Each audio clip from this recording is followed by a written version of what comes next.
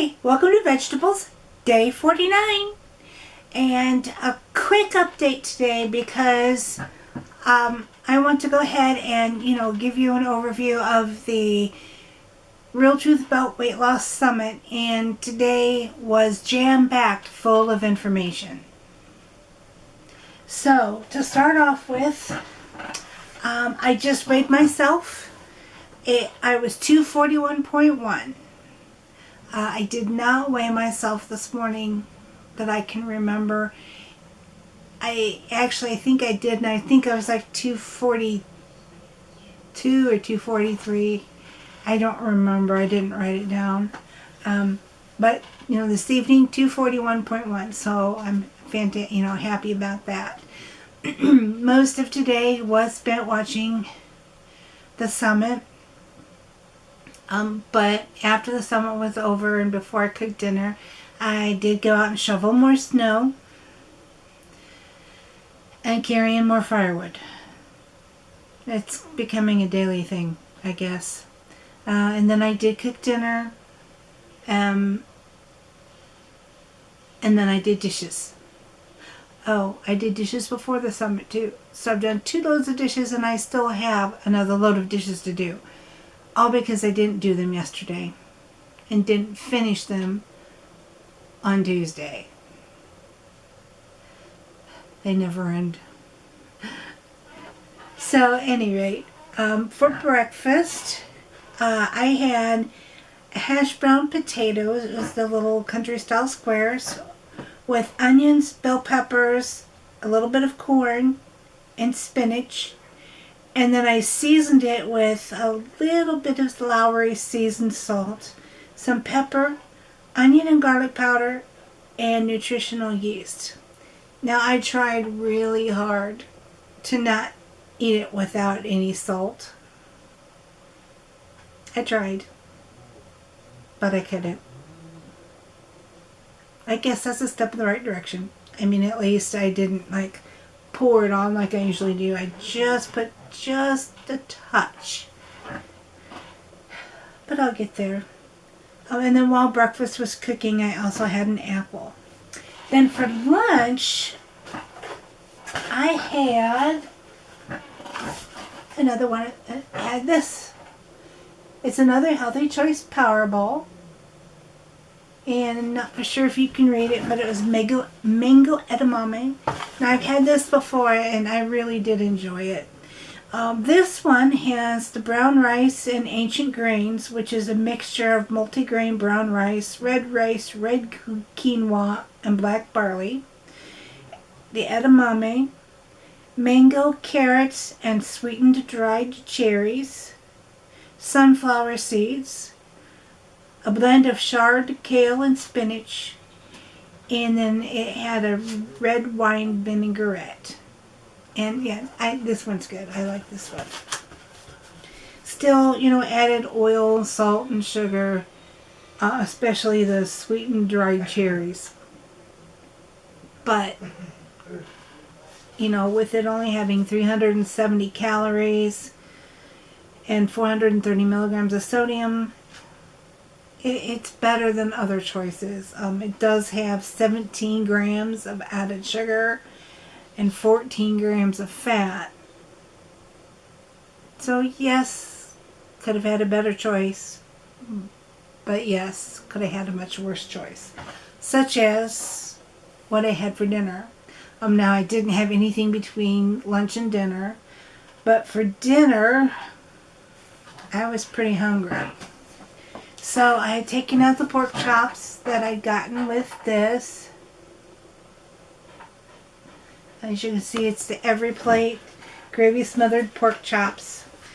Now the picture shows biscuits and carrots with the pork chops. Well, the biscuits we ate last week, or a couple days ago. So I didn't have those. And then instead of carrots, I made roasted green beans. And I just roasted them. I put a little bit of oil, seasoned salt, and pepper. But the pork chops were really good. The only bad thing is that the meal came with two, and I ate both of them.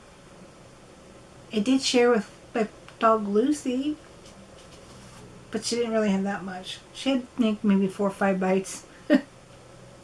Oh, she really liked it though. She, especially the gravy. I gave her the leftover gravy, and she really liked that. But then, for my husband for dinner, he asked for breakfast burritos. And I made too many egg beaters and sausage scrambles. So I finished those with a brown rice cake. So, I mean, not overall a really bad day because I did get a lot of vegetables in. A lot. I got vegetables in with every meal. But a bad day because it was still way too high in fat, oil, and sugar. Right? Salt, oil, and sugar. I always mess that up. Salt, oil, and sugar. And then before I get into the summary of the Real Truth About Weight Loss Summit for today, just a quick little story. So, I brought my ladder.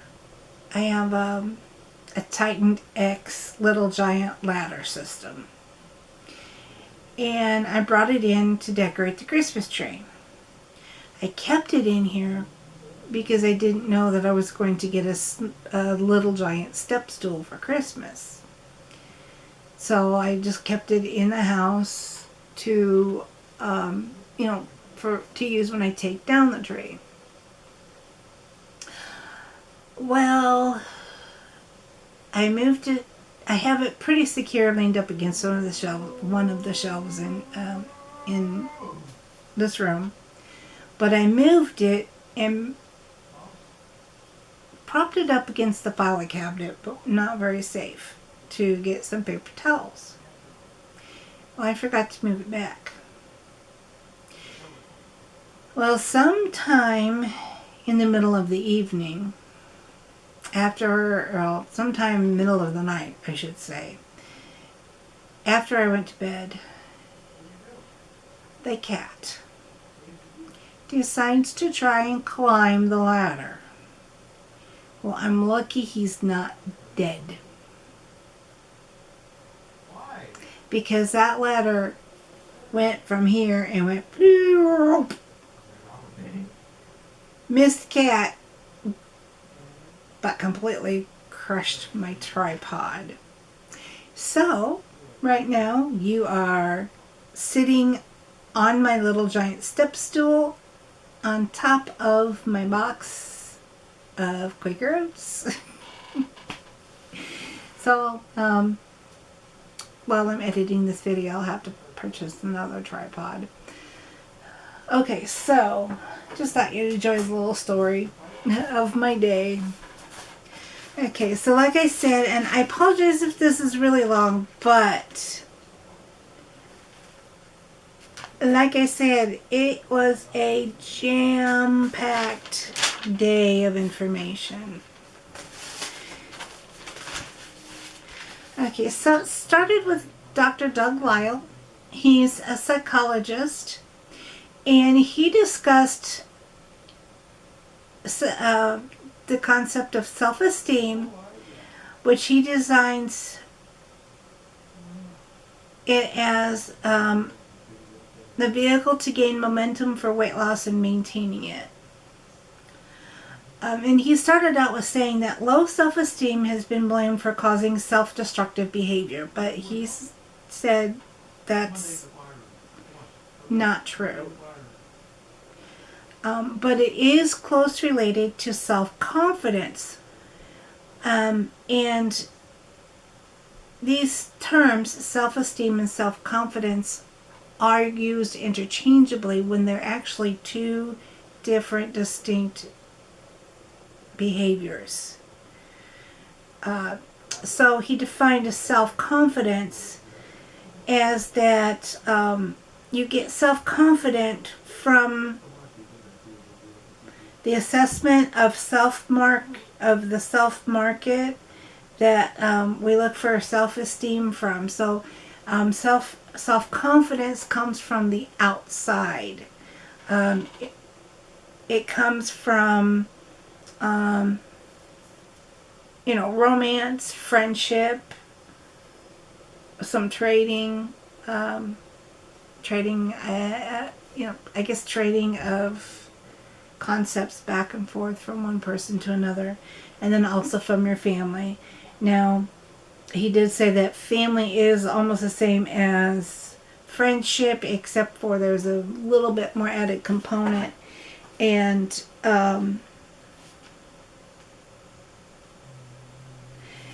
to try to to describe what he meant, that family has a little bit more of a value or component to self-confidence, is he kind of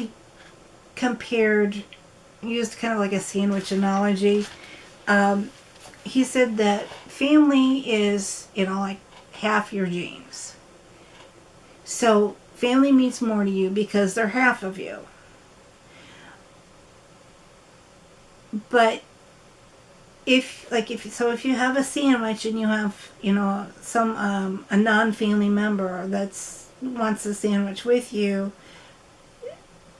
you're more than likely to keep it all for yourself because you value your life more than you value the other person's. I mean, again, this is just kind of to give you the concept of self-confidence and the self-confident market, where we get self-confidence from. But with this sandwich, then he said that if it was a family member, though, we have a stronger connection to the family. So we will, are more likely to share our sandwich with a family member. But because you value your own genes more than your half of the genes in the family member, rather than sharing half the sandwich, you share 2/3. You keep 2/3 of the sandwich to give them a third. I guess, I don't know if it makes any sense, but hopefully I made some sense. He then said that self-confidence is a feeling that you have, and changes dramatically depending on circumstances. And his analogy for that is that if you're on a basketball team with teammates that maybe don't have have the same skills that you do, and you become self-confident because you have so many, a higher level of skill than your teammates. But then let's say you get more team members, but these team members have more skills than you do.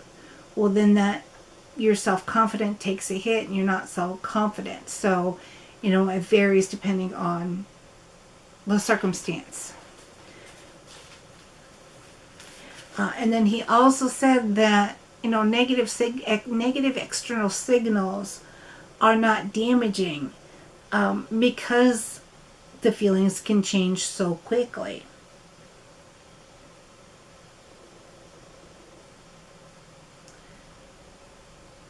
He also said that lack of positive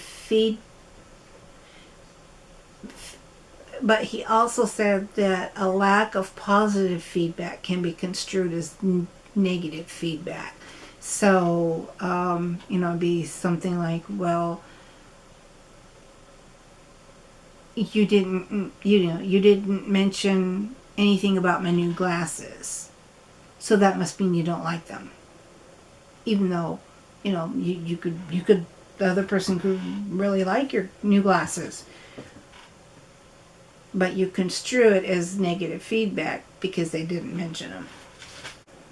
So your self-esteem is a feeling state that is a process when your internal audience of your mind gives you feedback on observed behaviors. So self-esteem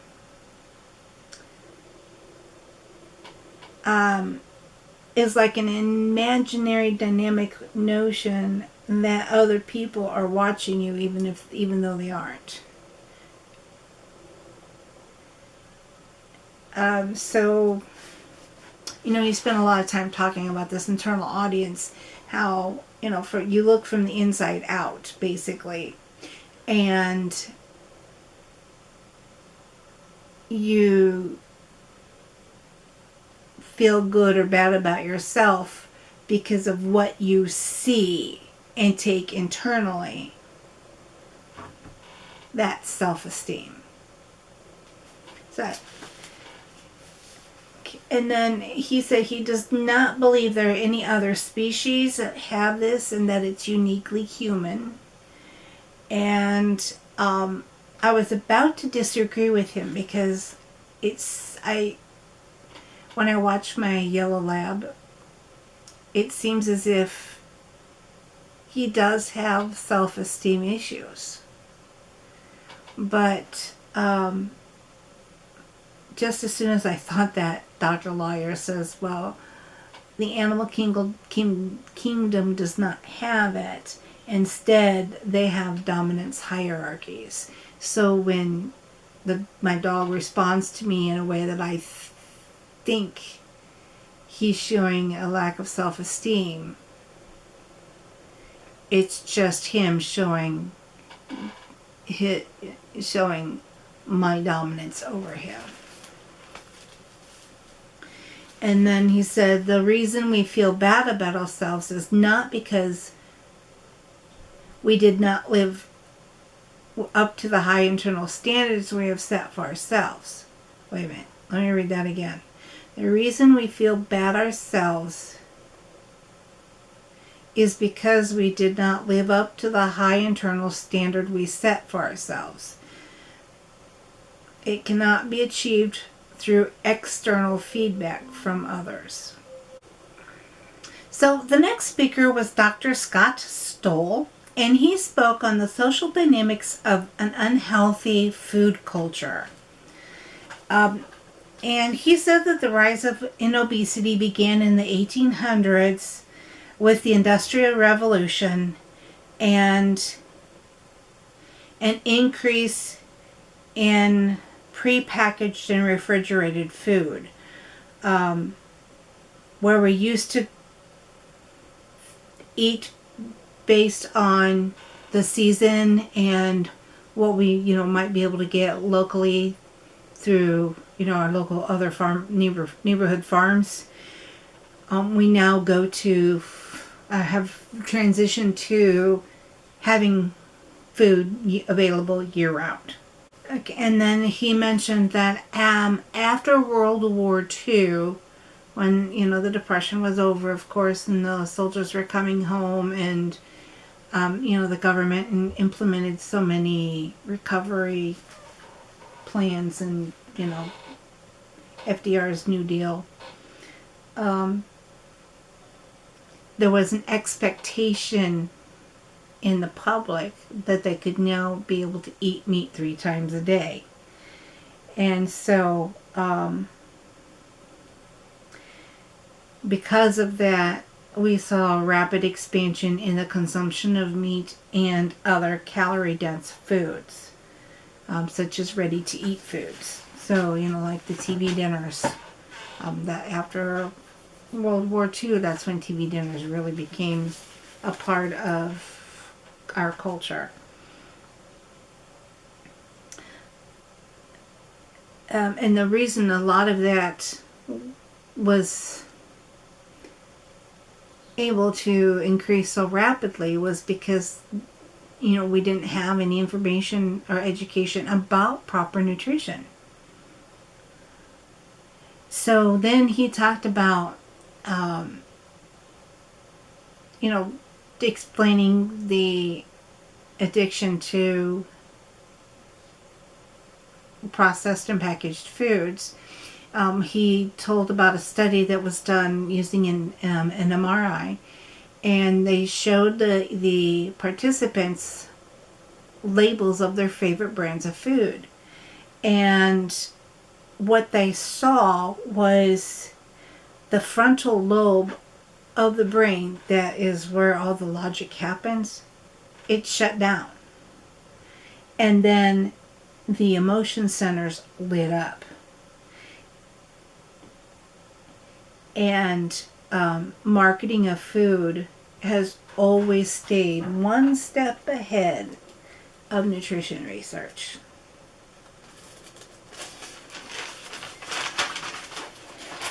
Okay. And with that marketing, companies design food to take advantage of our reward system, and the largest companies have even hired scientists to formulate their foods to make them more addictive, which is adding more salt, oil, and sugar. And then he mentioned that part of weight loss, weight gain has to do with social dynamics. Our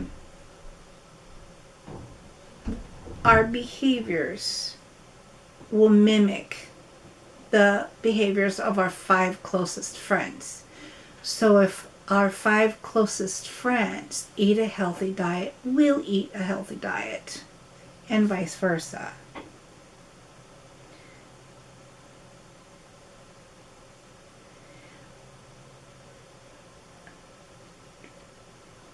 And that is, he mentioned that is true when it comes to weight and our health, even all the way down to our microbiome.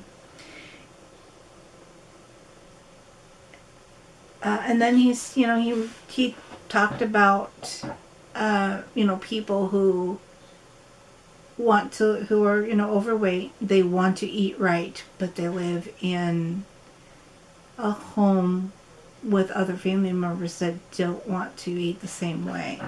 And his best recommendation is to lead by example. Still make what you want for you. Always offer it to them and encourage them to eat it. But stay true to yourself. And, sometimes once you eat the food once you make the food that you want to eat, other family members will try it and they'll actually enjoy it.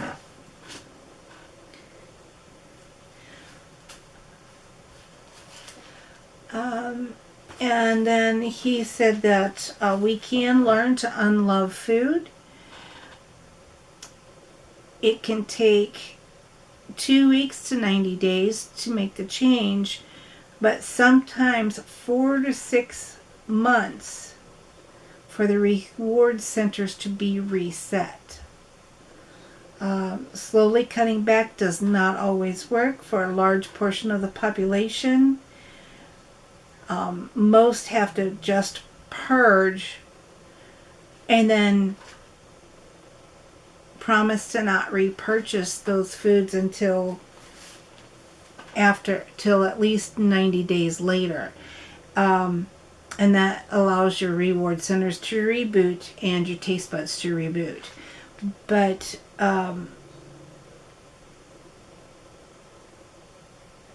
our minds do believe we can overcome food addiction or a food craving, but stress happens and willpower lowers, and the power of food comes barreling right in. So the power of the addiction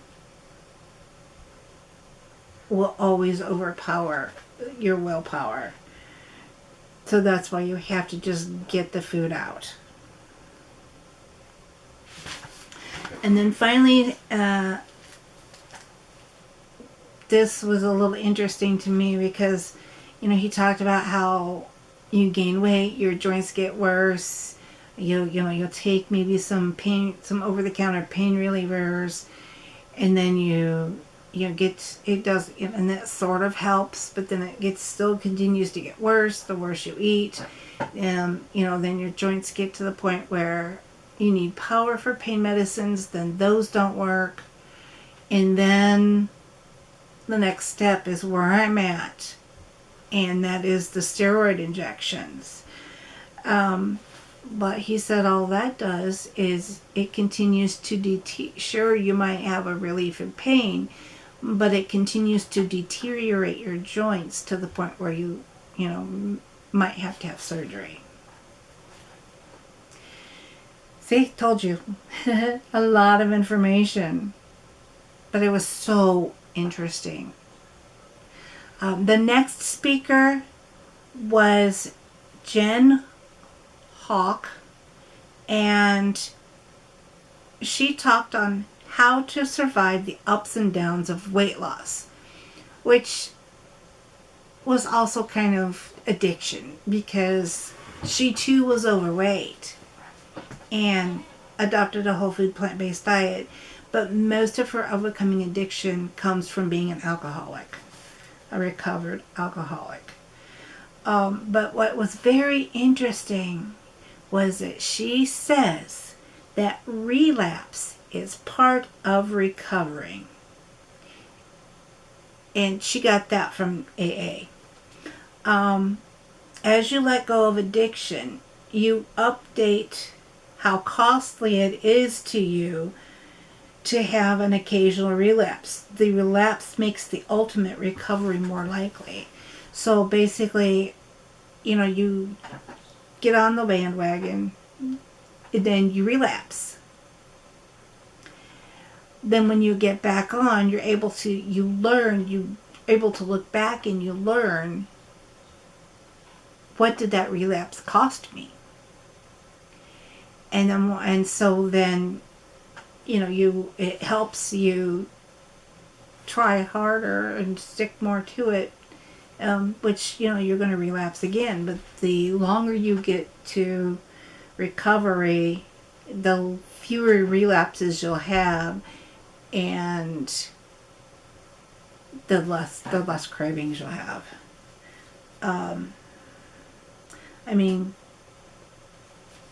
Relapses let you know who you are and what is or isn't safe for you.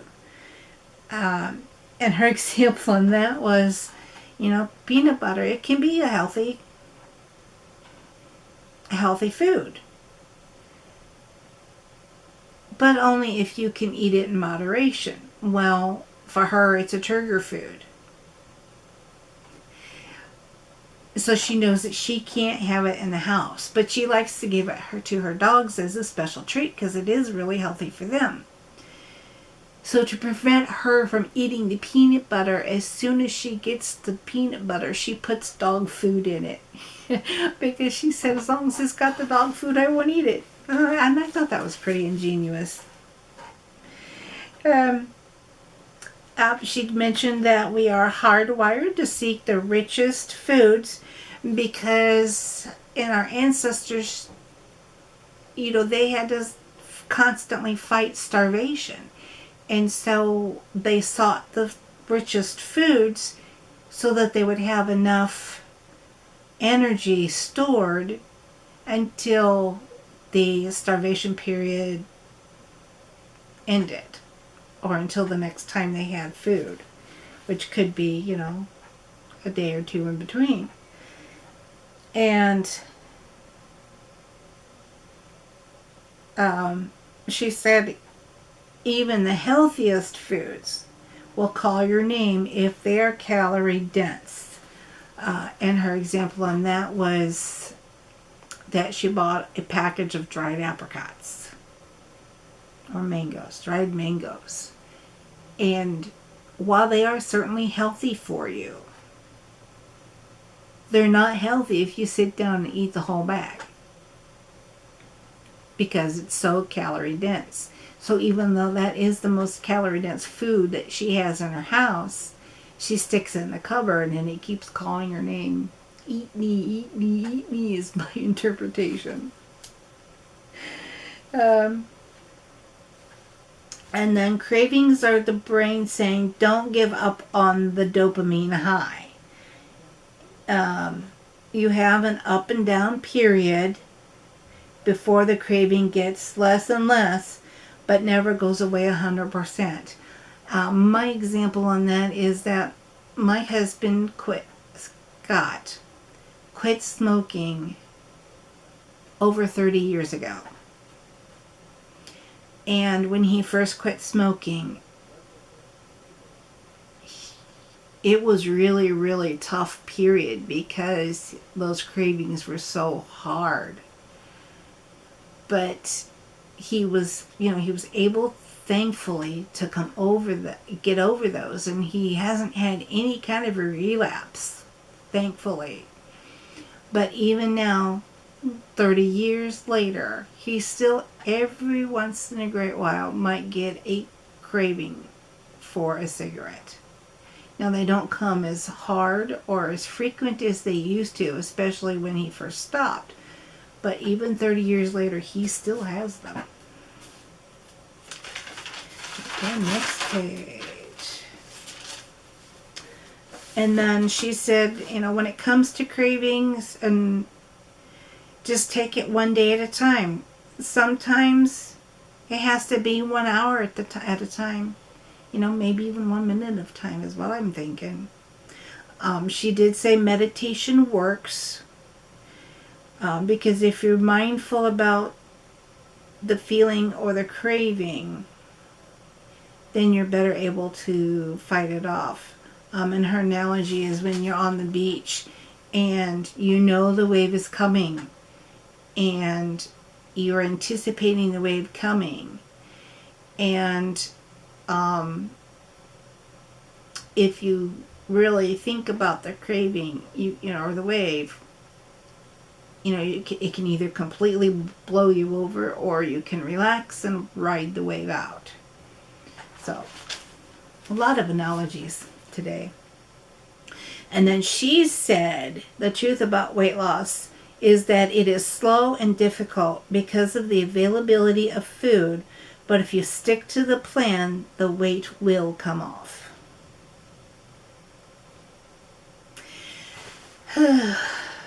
Just take a deep breath. So, the next speaker was absolutely outstanding. His name is Nathaniel Jordan, and he calls himself the Minister of Wellness. And I will put a link to his YouTube channel in the description box below. Because his talk was how to identify and deal with excuses for not losing weight. Okay, a little bit about his background. Before he became whole food plant-based, he was a member of the St. Louis Police Department, and he had gained weight up to 260 pounds and developed both hypertension and heart disease. He then lost 100 pounds, reversed all the conditions, and since 2017, he's been spreading the word about medicine from God. Mind you, he's a minister.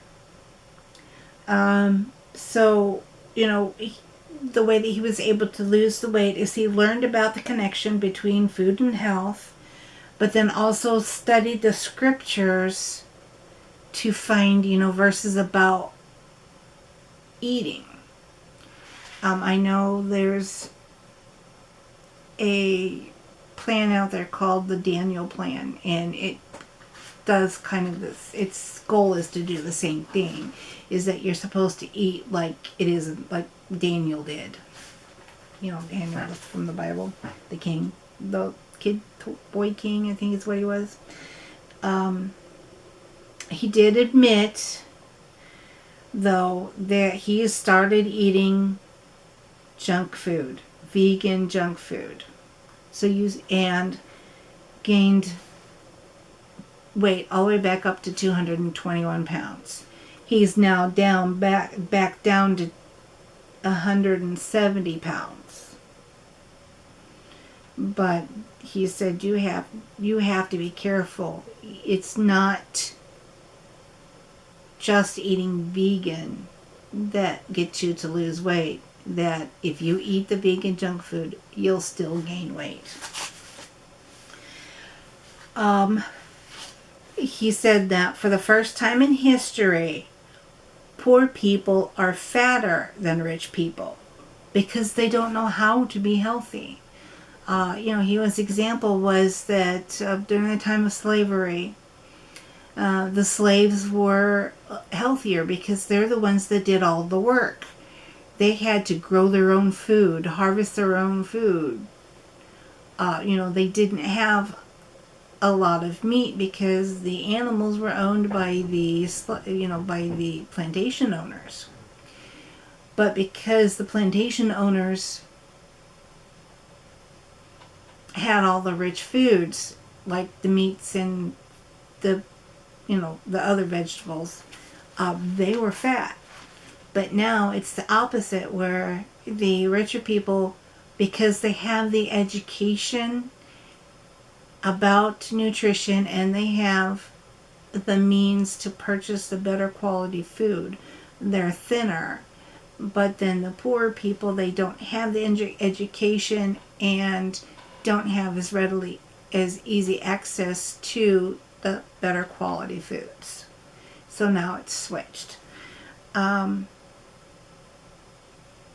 he was frank and to the point. And he said with fervence, if we do not change what we eat, the human race is going to be extinct. Think about it.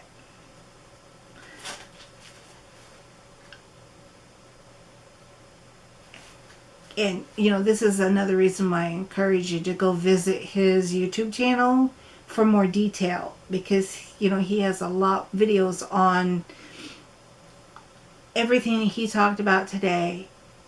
And, of course, has the opportunity to give more detail. So, his example about not changing what we eat has to do with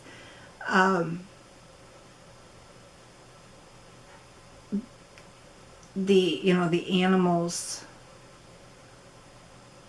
because of eating, not eating the healthy plants, which he calls God's food. We're getting sicker and sicker and sicker and sicker and sicker. And so, eventually we're not going to be able to sustain life because we eat so poorly. And he saw this happening in his family. He has lost his whole family. He has nobody left. No brothers, no sisters, no parents, no aunts, no uncles. Because of the way they ate. Heart disease, stroke, cancer.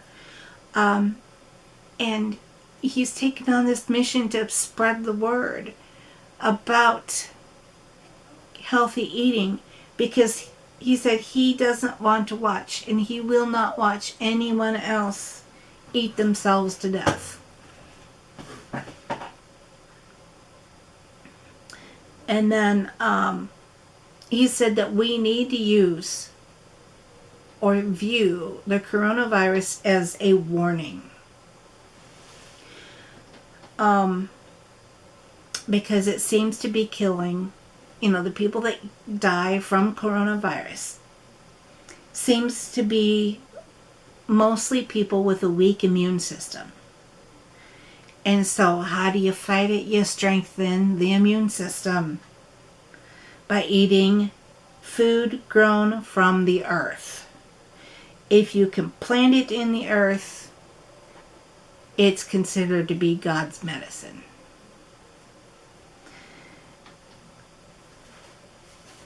Then he talked about, you just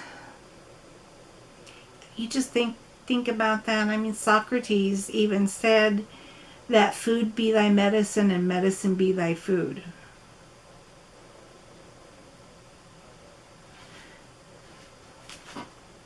But then he talked about, that when it comes to God's medicine, that what Big Pharma does is that he takes this whole food that God gave us, or Big Pharma takes the whole food that God gave us, finds the property of that food,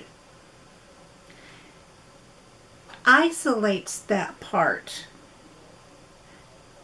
that causes the healing, and then synthesizes that. So makes it artificial. Makes it artificially because it's cheaper. It sells it as a pill. But when they manipulate what God puts into the food, they turn it into a poison. And, you see that all the time. There's just so many medicines have origins in food. But the medicine companies, instead of our government or schools or doctors teaching us the right way to eat, these pharmaceutical companies find the properties in food, manipulate it, make it fake, put it in a pill, and then our doctors tell us to take this pill. But so many medications right now have origins in food. And I mean, he just called that Big Pharma doing that as pure evil. I mean, it's evil to do that to us because all we have to do is eat the food. We just eat it. So after watching his presentation, and I have a few more notes about it, but after watching his presentation, I saw the commercial on, and I'm sure you have too because it's all over the place, the commercial about taking the little pills, and there's a green bottle that says veggies and the red bottle that says fruits, and then they have all kinds of testimonials of people that began taking these pills and how much better they feel. And I looked at the TV screen and I yelled, just eat the food. The commercial totes, it's got all these fruits and all these vegetables in it, and, it's nothing but fruits and vegetables, and it's so good for you to eat all these phytonutrients. And I'm like, just eat the food.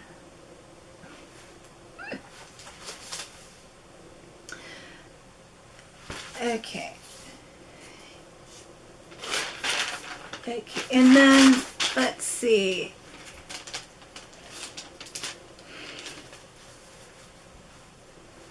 Then the last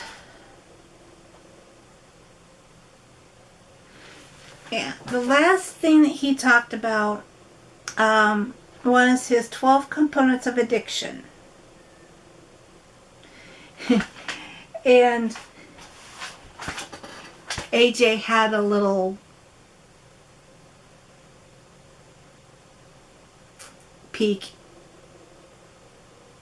into her personality, and I thought it was kind of cute. As he was talking about the 12 different components of addiction, she said, to make it easy to remember for your patients, you should put it to the tune of, the 12 days of Christmas, but instead be the 12 components of addiction the minister gave to me. She sang it better than I do, though. But that was funny. And then I only got 11 of the 12. He was talking so fast that I missed number 8. But number 1 is the pleasure trap. Dr. Lyle or Dr. Goldhammer talked about that and what that was. But essentially, what you end up doing is turning food into drugs. The second one is cravings, and cravings are the body's defense mechanism to keep you from feeling uncomfortable. Then there's spontaneous recovery, but it's a lifelong struggle. He said, I don't care how old I live to be, I will never, ever not like pancakes. But he just knows that, he can't have them because they're not good for you. But that doesn't mean the cravings don't go away. Then the next, number 4, is social normacy. I'm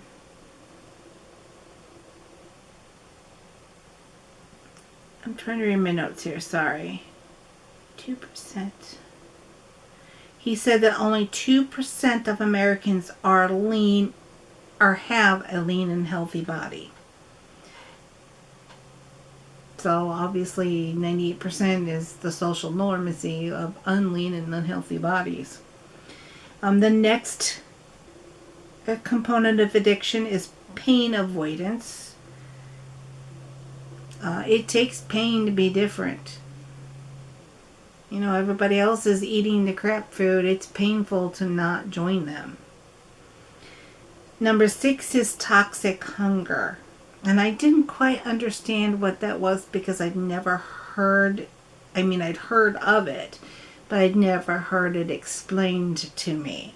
And what he explained is that, your body has true hunger signals that you get when you're truly hungry. But your body also has withdrawal symptoms. And what we have done in this day and age is we've taken those withdrawal symptoms and turned them into meaning that it's hunger.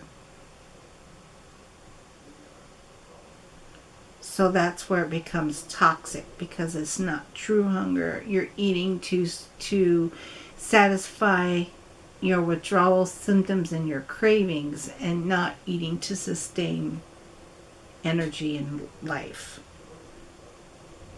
Number 6 then, he said, is the bad bacteria in the gut. And like I said, I missed number 8. So again, he has a video on that on his YouTube channel. So I encourage you to check that out, so that you can also get more detail on what these 12 components are.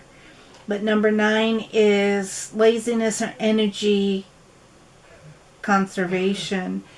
And his example was that, people will complain that, they can't eat healthy because the government doesn't give them healthy food. But, they need to learn how to grow it. It takes work to grow it. So you're just too lazy to do that. You'd rather go to the fast food restaurant or,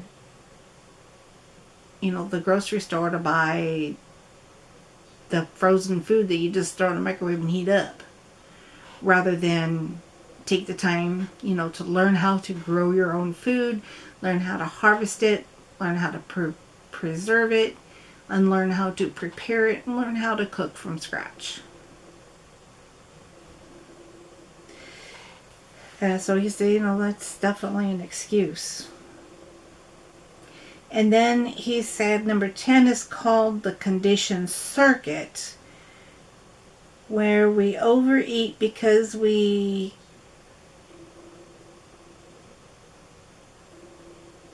still have the instinct to feast in preparation for the famine. And that's similar, very similar to what Dr. Jen, what's her name? Dr. Jen Stoll? Is that her name?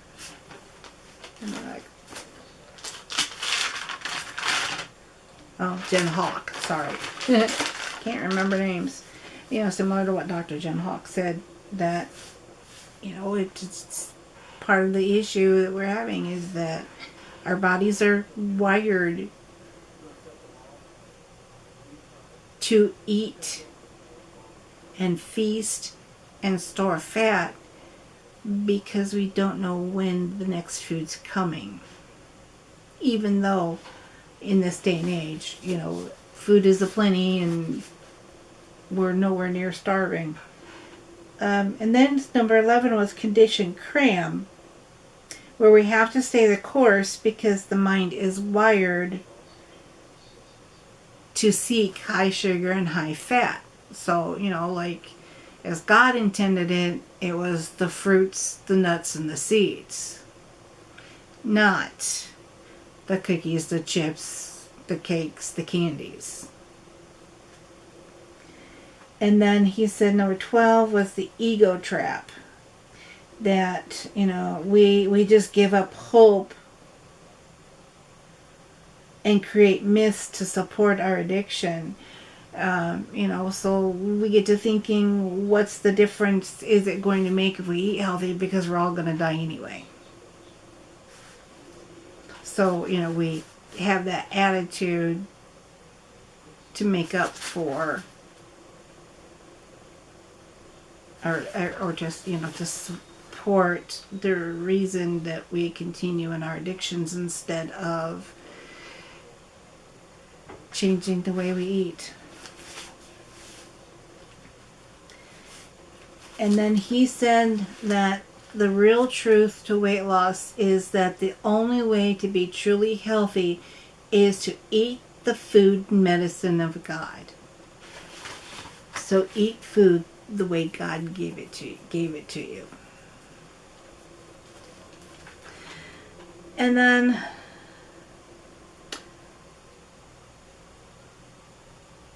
the last speaker, I did not write down his name. Okay. Dr. Baxter Montgomery. He is a cardiologist. And he did a food demonstration. And so, you know, he talked and prepared food at the same time. But two things that I got from him. The first one is he talked about, gave an analogy essentially about how modern medicine treats chronic disease these days. And that is that, so somebody comes into the office and has a vice grip on their thumb and says their thumb hurts. So the doctor says, oh, okay, you have some pain, here's some pills. So he goes back a little bit later, complaining of side effects from the pills. And that, you know, he still has some pain. So the doctor prescribes more pain pills and then gives them a pill for the side effects. And I ran into that kind of when I was getting cancer treatment, because one of the side effects of my cancer drug was diarrhea, so the fix was take Imodium. You know, a pill for a side effect. But anyway, so then even though, you know, he's taking pills for the side effects and he's getting more side effects, so the doctor gives him more pills, and his thumb keeps getting worse and the pain doesn't go away. You know, it just keeps getting worse and worse. Next thing you know, he has to be on dialysis. The patient has to be on dialysis because the kidneys are giving out. And then, all the while of still having the vice grip on his thumb, he then gets gangrene. And then by the time you get gangrene, you know, it means you have to amputate your finger. So, you know, his analogy is, you know, you just keep going from pill to pill to pill to pill. You go from one system to the next. When the real and then, you end up having, some kind of serious medical procedure or some kind of organ failure. All the while that all the doctor had to do was remove the vice grip from the thumb. And I thought, I could really, really relate to that. I know for myself that the majority of my problems stem from my diet.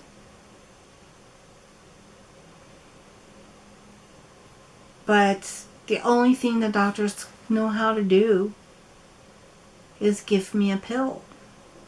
So I'm overweight. It puts pressure on my diaphragm. So because of the pressure on my diaphragm, I get a hiatal hernia. Well, what happens with the hernia then is the valve to my stomach doesn't close properly. So then I get acid reflux. So then they give me a pill to control the acid reflux, but then that pill causes me to have dry eye.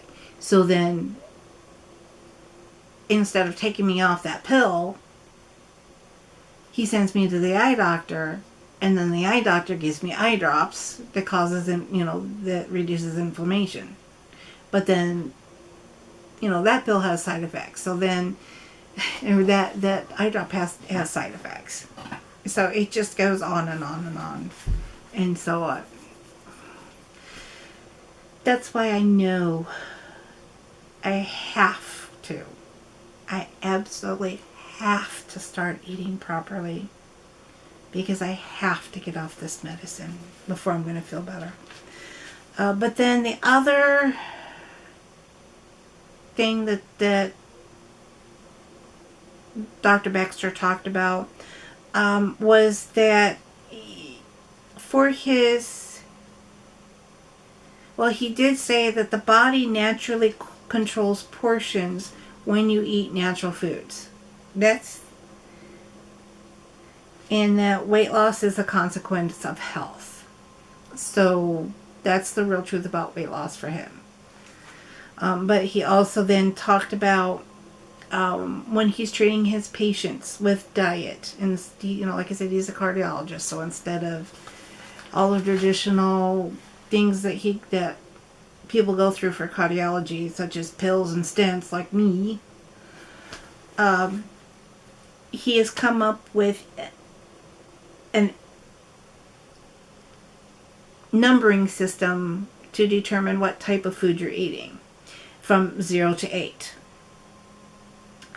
Now, 0 are raw foods that are liquefied veggies and fruits. And, well, most doctors say that liquefied whole foods are problematic because it concentrates the sugar, and because you can eat so much more of the foods when they're liquefied than when they're a whole food, that you should stay away from them. But the reason that he uses them is he uses it to treat the most disabled patients. So, if you have a patient who cannot swallow, can't chew, then, you have to give them liquefied foods. And then the next number 1 are low glycemic fruits and veggies. Number 3 is high glycemic foods. And then number 2 is the medium ones that are in between low and high. And then number 4 foods are broken into 3 categories. 1 is high fat whole foods such as nuts and seeds. 4B are dehydrated foods, and then 4 seeds would be like nuts, which are raw or organic. And then number 5 foods are steamed or boiled fruits or vegetables or fruits up to 10 minutes. 6 are steamed vegetables that are steamed more than 10 minutes. Number 7 are animal foods, and then number 8 is processed foods. So, he tries to get his recipes to fit in 1, 2, 3, or 4, and 5. Of course, 0 if you have problems eating whole foods. But 1, 2, 3, or 4, or 5, and then stay away from 6, 7, and 8.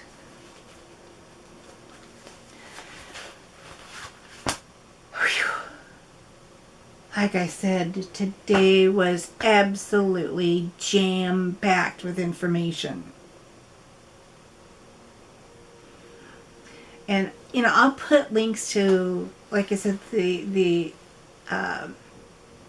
YouTube channels of any of the speakers that I can find. So that, if you want to learn more about their beliefs and their practices, you can do that. I'll also put a link to the sign-up page for the Truth About Weight Loss Summit. There are still 4 more days. I believe it's 4 more days left. And there's still some very good speakers coming up. But I can say that I've enjoyed most days, but there have been a couple of speakers that have just been phenomenal. And I will definitely be following them on YouTube. Definitely the Minister of Wellness, while I was listening to him, I went to his channel and subscribed to his channel, because I will definitely be listening to more of what he teaches and ministers.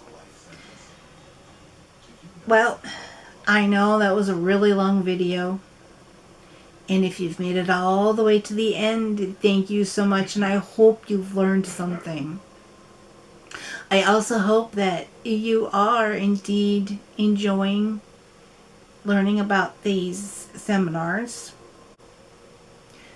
And I hope that you will take the time to sign up to see them, because even if you can't watch them during the day live, they're available for 24 hours. They're available once the presentations end for the day, then they're available till 11 o'clock Eastern time the next day.